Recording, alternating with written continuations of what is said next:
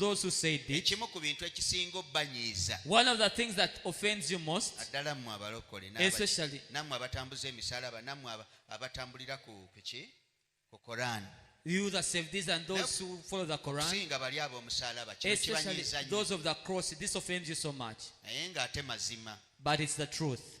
Ekyabanyiizizza kikino, What offended them was this. njagala okubuuza abantu abagamba era aboogera I want to ask the people who say and nti speak Yesu yabasasulira ebbanja. that Jesus paid for you your debts. Njagala munziremu leero. I want you to answer me today. Bw'obanga wooli wano If you're here, naawe awulira eddoboozi lino even you're listening to this voice, ng'ogamba Yesu but you say yakusasulira ebbanja, Jesus paid your debt, njagala onziremu mu bigambo bitono nnyo. just answer me in just a few Yesu words. yakusasulira bbanja ki? Which debt did Jesus? Amakya amalungi abaana ba Katonda mwenna okwetooloola ensi yonna. Balamusizaako nnyo bassebo ne bannyabo, kanzikirize nti muli bulungi mwenna abalaba era abagoberera programu eno Church Before Church. Bassebo ne bannyabo akubuuzaako nze mukwano gwo John the Preacher, ntuuse n'ekigambo kya Katonda ekiryowa emitima gyaffe. Nga nzize okwanukula obulimba bwa Setaani bwazaalimba emyaka emingi. Bassebo ne bannyabo nzize mbalabula ku bantu abeeyita abasumba naye nga baffere abayaaya abawedde emirimu. Omu ku bo yooyo. Bassebo ne bannyabo, omuntu yenna avaayo n'awakanya okufa n'okuzukira kwa Mukama waffe Yesu Kristo okusinziira ku Bayibuli ekibeera kimwogeza abeera Setaani, giba mizimu. Bwe tusoma mu kitabo kya Matayo essula eya 16, Matayo 16 okuva ku lunyiriri olwa 21, tulaba nga Mukama waffe Yesu annyonnyola abayigirizwa be nga bwe kimugwanidde okugenda mu Yerusaalemi okubonyaabonyezebwa n'okuttibwa. Olunyiriri olwa 22, Bayibuli eraga nti Peetero n'amuzza ebbali n'atandika okumunenya ng'amuga nti Mukama waffe ekyo tekisobola kukubeerako. Yesu ku lunya olwa 23, ngambye Matayo 16, olunya olwa 23, Mukama waffe Yesu agamba nti dde ennyuma wange gwe Setaani, kubanga oli nkonge, tolowooza bya Katonda wabula eby'abantu. Nga Yesu anenya omwoyo ogwali mu Peetero gwali gumuyingiddemu nga guwakanya okufa kwe. N'atulaga nti buli awakanya okufa kwe abeera aliko emizimu. Kyewuunyisa bassebo ne bannyabo nti waliwo abantu abawakanya okufa kwa Mukama waffe Yesu Kristo. Sooka weebuuze kino, lwaki Yesu okufa kwe kuwakanyizibwa? Tewali awakanya kufa kwa Musa. Buli muntu akkiriza nti Musa yafa. Tewali awakanya kufa kwa Nuwa. Buli muntu akkiriza nti Nuwa yafa. Tewali awakanya kufa kwa Ibulayimu, jjajja w'abakkiriza. Buli muntu akkiriza nti Ibulayimu yafa. Tewali awakanya kufa kwa Adamu, omuntu eyasooka ku nsi. Buli muntu akkiriza nti Adamu yafa. Tewali awakanya kufa kwa Misuseera, omuntu eyawangaala emyaka emingi ku nsi asinga okuwangaala. Buli muntu akkiriza nti yafa. Lwaki bwe kituuka ku Yesu abamu bagamba nti teyafa? Abasiraamu batuuka n'okugamba nti ye nabbi waabwe yafa, ne bakikkiriza. Naye ne bava ne bagamba nti Yesu teyafa. Lwaki? Kubanga waliwo ekyama mu kufa kwe. Olwaleero kye tugenda okuzuula. Bassebo ne bannyabo, abantu bonna abasamirira emizimu, bonna abaweereza Setaani, bawakanya okufa n'okuzuukira kwa Mukama waffe Yesu. Kaakati wuliriza bulungi omwana wa Katonda. Okufa kwa Yesu Kristo tekwagwawo kibwatukira. Nedda, yava mu ggulu ng'ekigendererwa kyekyo ajje ku nsi afe ku lw'obulamu bwaffe. Bwe tusoma mu kitabo kya Isaaya essula ya 5:3, wuliriza, nga wabula emyaka 7 Mukama waffe Yesu Kristo okuzaalibwa, 705, nga wabula emyaka 705 Mukama waffe Yesu azaalibwe, kino kyekyabaawo oba kyekyayogerwa. Bassebo ne bannyabo njagala tubikule ffenna. Isaaya essula ya 5:3 tugenda kuva ku lunyiriri olwokuna. Bayibuli egamba bweti, mazima yeetikka obuyinike bwaffe n'asitula ennaku zaffe, naye twamulowooza nga yakubibwa yafumitibwa Katonda, yabonyaabonyezebwa, naye yafumitibwa olw'okusobya kwaffe, yabetentebwa olw'obutali butuukirivu bwaffe, okubonerezebwa kw'emirembe gyaffe kwali ku ye, era emiggo gye gye gituwonya. Ffe ffenna twawaba ng'endiga, twakyamira buli muntu mu kkubo lye ye, era Mukama atadde ku ye obutali butuukirivu bwaffe ffenna. Yajoogebwa naye yeetowaza, n'atayasama kamwa ke, ng'omwana gw'endiga ogutwalibwa okuttibwa, era ng'endiga esirika maaso gaabo abagisalako ebyoya, weewaawo teyayasama kamwa ke. Yagibwawo olw'okujoogebwa, n'omusango gwe n'eby'ezzadde lye ani alibitegeera. Kaakati wuliriza, emyaka 750 Isaaya nnabbi alanga omuntu agenda okujja attibwe si lwa kusobya kwe, naye olw'okusobya kw'abaana b'abantu. Ebyawandiikibwa bisomesa mu kitabo ky'Abakolinso ekyokubiri essula ey'omunaana olunywa olw'21.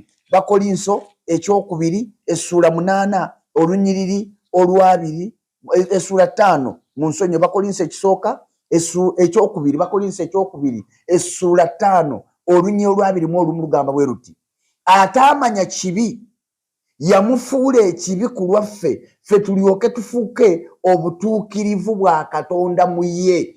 Ataamanya kibi, Kristo teyamanya kibi, naye bwe yajja Katonda n'asalawo amufuule ekibi ku lwaffe, ffe tulyoke tufune obutuukirivu bwa Katonda okuyita mu ye. Kati omukulu abuuza, kiki oba kintu ki ekyabaawo oba Yesu kye yasasulira? Bassebo ne bannyabo, Yesu kye yasasulira ekyamutwaza ku musaalaba, ebintu biringa 2 weewaawo 3. Ekisooka, Mukama waffe Yesu bwe yafa ku musaalaba, Mukama waffe Yesu bwe yafa kuki? Ku musaalaba. Yesu teyafa kabenje, teyafa musujja, yafiira ku musaalaba ng'akabonero ak'okutabaganya omuntu ne Katonda. Mujjukire nti omuntu yali yagwa okuva mu kisa kya Katonda. Kristo bw'ajja, ajja ng'omutabaganya. Ky'ekitabo kya Timoseewo ekisooka essula ey'okubiri olunyiriri olw'5. Yesu mutabaganya, yafuuka olutindo. Kati ekyo Sitaani takyagala. Ekyokubiri, Mukama waffe Yesu kye yakola ekyaggwa edda, bassebo ne bannyabo, ekyo kimu kyensoose okubula nti Kristo kye yakola, yafuuka olutindo ku lwaffe. Ffe abaali ewala ne Katonda nga Befeso 2:11 bw'agamba, tuyingira mu kisa kya Katonda kya bwereere kubanga Yesu yasasula. Ekyokubiri, Mukama waffe Yesu yamalawo amaanyi g'ekibi. Bw'omukkiriza olwaleero, newankubadde watta abantu, newankubadde wayonoona okwonoona okulabika ng'okunene, ofuna okusonyiyibwa okuyita mu musaayi gwa Yesu. Omusaayi gwa Yesu gwe gwokka gulina amaanyi okugyawo ekibi. Matayo essula ya 26:28 agamba, kino gwe musaayi gwange oguyika ku lw'ensi okuggyawo ebibi by'ensi. Tewali asobola kusonyiyibwa bibi okuggyako nga kkiriza Yesu okubeera omulokozi w'obulamu bwe. Bayibuli esomesa mu Baluumi essula ey'omunaana n'olunyiriri olusooka nti tebaliiko nate musango. Wuliriza, tebaliiko nate musango bonna abali mu Kristo Yesu. Tebaliiko nate musango. Tebaliiko nate musango. Obukakafu obw'okugibwako ebibi, garanti ennene ey'okugibwako ebibi, omuntu gw'osobola okukkiriza nti bwe mukkiriza bwe nti nzigibwako ebibi, erinnya lye bamuyita Yesu, kubanga ye yayiwa omusaayi ogunaaza ebibi by'abaana b'abantu. Eyo y'ensonga lwaki abaweereza Sitaani bonna bawakanya okufa kwe. Bawakanya okufa kwe. Tewali awakanya kufa kwa jjajjaawe, naye awakanya okufa kwa Yesu. Kubanga akimanyi nti okuyita mu kufa kwe tufuna okusonyibwa kw'ebibi. Ekyokusatu kyotayinza kusanga walala wonna bwe bukakafu bw'obulamu obutaggwaawo. Bassebo ne bannyabo, Kristo Yesu bw'amala n'akusonyiwa ebibi n'akutabaganya ne Katonda, ekiddako ofuna obulamu obutaggwaawo. Obulamu obutaggwaawo tebuli walala. Jjajja muwanga gwe musajja gwe gw'osamira, lubaale weewammwe gw'osamira, tasobola kukuwa bulamu butaggwaawo. Obulamu obutaggwaawo abugaba bamuyita Yesu. Yesu yagaba obulamu obutaggwaawo. Oyo gw'okkiriza n'obeera n'obukakafu nti bwe nva mu bulamu buno obuggwaawo nfuna obulamu obutaggwaawo. Yokaana essuula ey'okumeka ey'11 Bayibuli egamba bw'eti. Bassebo ne bannyabo abampuliriza, Yokaana essuula ey'11 Bayibuli egamba bw'eti. Yesu n'agamba nti nze bulamu n'okuzuukira. Omuntu yenna bw'amala n'anzikiriza agenda kuba n'obulamu obutaggwaawo. Na buli mulamu, wuliriza ebigambo eby'ekisa ebyava mu kamwa ka Mukama waffe Yesu. Na buli mulamu yenna nzikiriza talifa emirembe n'emirembe. Obwo bwe bukakafu toyinza kubusanga walala. Tebuliimu mu Musa, toyinza kubusanga mu Nuuwa. Obukakafu obwo tosobola kubusanga mu Adamu, tosobola kusanga bukakafu obwo mu Muhammadi. Obulamu obutaggwaawo buli mu Mukama waffe Yesu Kristo. Mukama yeebazibwe nnyo bassebo ne bannyabo. Bassebo ne bannyabo, Yesu ono gwe twogerako bw'omukkiriza yasasula ku lw'ebibi byo. Peetero ekisooka essuula ey'okubiri olunyiri 21 mpaka ku 25 Bayibuli egamba nti yeetikka ebibi byaffe. Yabyetikka. Yeetikka ekibi kyo gwampuliriza. Gwakyagaanya obugaanya okukyetikkula okimuwe.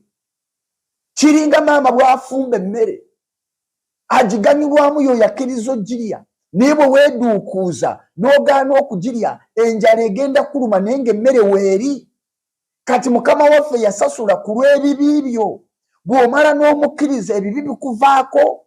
Bw'omukkiriza leero ag'amajjinni agakutuulako agakutawaanya gakuvaako. Bw'omala n'omukkiriza leero eryo ettamiiro erikunywesa ne fiizi z'abaana osobola oddiwona. Bw'omala n'omukkiriza leero okwokwako okwakwambala otuuse n'okwakira ku bisolo kukuvaako. Bw'omala n'omukkiriza leero ekyo ekyakukwata ndi wano kutegeeza kikuvaako. Bassebo ne bannyabo, waliwo obulamu ng'obulamu obwo tebuli walala, obulamu nga buli mu Yesu. Ekyo kye kyamutwala ku musaalaba ku lulwo. Yesu yafa ku lulwo ofune obulamu obutaggwaawo. Yesu kye kyamutwala ku musaalaba. Bw'osoma ekitabo bassebo ne bannyabo eky'Abagalatiya essuula ey'okutaano olunyiri olusooka, Bayibuli egamba nti Yesu yatununula okuva mu kikoligo ky'obuddu. Bw'omukkiriza owona obuddu bwa Setaani n'obeera wa ddembe. Ndi wa ddembe, sikyafugibwa kikolimo. Ekikolimo kikutuka ku bulamu bwo bw'okkiriza Yesu olwaleero.